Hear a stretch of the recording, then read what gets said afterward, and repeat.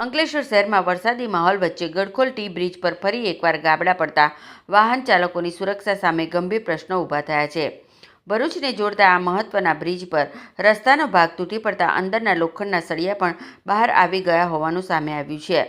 Bridge પર સર્જાયેલી આ સ્થિતિને કારણે રોજિંદા અવરજવર કરતા હજારો વાહન ચાલકો જોખમ વચ્ચે બ્રિજ પરથી પસાર થવા મજબૂર બન્યા છે। સ્થાનિકોમાં અકસ્માતની આશંકાને લઈ ચિંતા વધી રહી છે અને તંત્ર દ્વારા તાત્કાલિક સમારકામની માંગ ઉઠી છે। ગુજરાતની અંદર આજે એટલો ભ્રષ્ટાચાર ચરમ સીમાએ પહોંચ્યું છે કે કોઈ અધિકારી, કોઈ આંદોલન, કોઈ અરજીઓ કોઈને ધ્યાન આપતા નથી। કેમ? એમને ખબર છે કે અમારા જે ઉપર બેસેલા આકાઓ છે એ અમને બચાવી લેશે અને પ્રજા અમને વોટ આપવાની જ છે।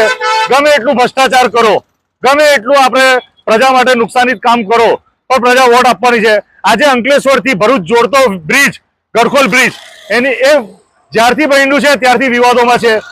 સ્ટ્રીટ લાઇટો એ લોકો લગાવતા નથી, ટેન્ડરમાં હતું તો પણ આજે ત્યાં અકસ્માત થયું છે। 2 થી 3 જણા ત્યાંથી એક્સિડન્ટની અંદર નીચે બ્રિજની નીચે પડી ગયા છે। આજે આટલું મોટું ખાડું પડ્યું છે। આજે 2 થી 4 દિવસથી આ ખાડું જો સરિયા દેખાતા છે, અહીંયા કોઈ જોવા વાળું નથી, કોઈ પૂછવા વાળું નથી। મતલબ તમે ભ્રષ્ટાચાર કરતા રહો, તમને કોઈ ટેન્શન નથી। ભાજપ એટલે ભય, ભૂખ અને ભ્રષ્ટાચાર। આનું ગમે એટલું આંદોલન કરો, કોઈ અધિકારીઓને કોઈ ફરક પડતું નથી। એના માટે પ્રજાએ રસ્તા ઉપર આવવું પડશે અને આવનારા દિવસોની અંદર યુથ કોંગ્રેસ આ બ્રિજની ઉપર રસ્તા રોકો આંદોલન કરશે એવી અમારી ચીમકી છે।